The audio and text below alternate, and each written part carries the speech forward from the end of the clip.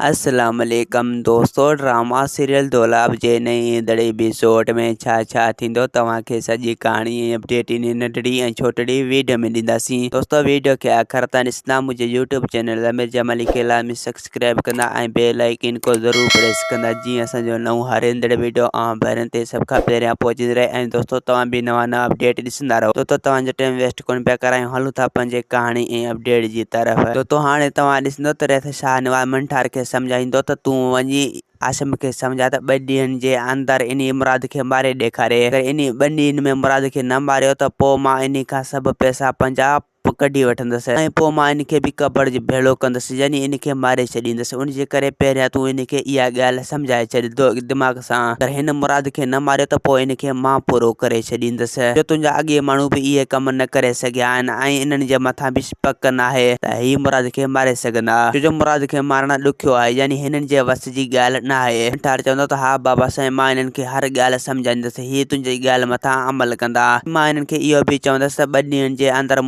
मुराद असांखे मोल खपे। ऐं ॿिए पासे दोस्तों तव्हां ॾिसंदो त रेज़न ऐं ककर रेस मंसूर खे धमकाईंदा। रेस मंसूर खे चवंदा तुंहिंजो भलो इन में आहे त तूं छोकिरी कूंज असांजे हवाले कर। अगरि तो छोकिरी असांजे हवाले न कई त पोइ तूं इहो सम्झी छॾींदा त तूं हिते ऐं हिन धरती में ज़िंदा न रहंदे। ऐं रेस मंसूर चवंदो त रेज़न मां तोखे कीअं सम्झायां, मां छोकिरी अव्हां जे हवाले ज़रूरु कंदुसि, बहरहाल तव्हांखे कुझु शर्त मञणा ई पवंदा। अगरि जेसीं ताईं तव्हां इहे शर्त मञींदा न, जेसीं ताईं आउं तव्हांजी छोकिरी कॾहिं बि तव्हांजे हवाले न कंदुसि। यानी पोइ तव्हांजे मथां का बि एतबार न आहे, पोइ तव्हां छोकिरी खे नुक़सानु पहुचाए सघो था, यानी उनखे मारे बि सघो था। उनजे करे तव्हांखे पहिरियां एतबार ॾियणो ई पवंदो। अगरि तव्हां एतबार न ॾींदी त पोइ छोकिरी हिते ई रहंदी ऐं हिते ई हूंदी, इहो तव्हां सां मुंहिंजो वाइदो आहे। ऐं पोइ ककर चवंदो त असां तुंहिंजी शर्त हर मञण लाइ तयारु आहियूं, तूं सिर्फ़ु छोकिरी असांजे हवाले कर ऐं तूं छोकिरी खे हिते वठी अचु। मंसूर चवंदो त ककर आउं बि ईअं सहणो आहियां, कॾहिं बि हिते छोकिरी वठी न ईंदुसि। तव्हांखे पहिरियां मुंहिंजी ॻाल्हियुनि मथां अमल करणो ई पवंदो। जेसीं ताईं तव्हां मुंहिंजी ॻाल्हियुनि मथां अमल नथा कयो, जेसीं ताईं आउं तव्हांजे हवाले छोकिरी कॾहिं बि न कंदुसि। ऐं ॿियो हा तव्हां सम्झी छॾिजो त मां तव्हांजे मथां हमलो नाहे करायो। इहे सभु शैतानगिरियूं रेस शाहनवाज़ जा अथव, तव्हां उनखे पंहिंजे अखियुनि सां ॾिसी सघो था। यानी हू हाणे असांजे विच में बाहि ॿारणु पियो चाहे, असांजे विच में दुश्मनी कराइणु पियो चाहे, उनजे करे उहो इहो क़दम खयों। चवंदो त असांजे मथां हमलो करण वारो रेस शाहनवाज़ न बल्कि तूं आई, तूं जो उहा जा तो ॾिठी हुई ऐं चोडल सां बि तो ॻाल्हायो हो, उनजे करे उहा जा तो पक करे असांजे मथां वरी पोइ तो हमलो करायो। इनजे करे हाणे तोखे बाप पलांद असांखे ॾियणो ई पवंदो। जेसीं ताईं तूं बाप पलांद न ॾींदे, जेसीं ताईं असां तोखे बख़्श कॾहिं बि न कंदासीं। ऐं ॿिए पासे तव्हां ॾिसंदो त रेस शाहनवाज़ रेज़न खे चवंदो त हाणे तोखां जेको थी सघे तूं हाणे रेस मंसूर खे ज़िंदा न छॾ। अगरि तो रेस मंसूर खे ज़िंदा छॾे त पोइ हू असांजे लाइ ख़तरो थी वेंदो, यानी अञा ताईं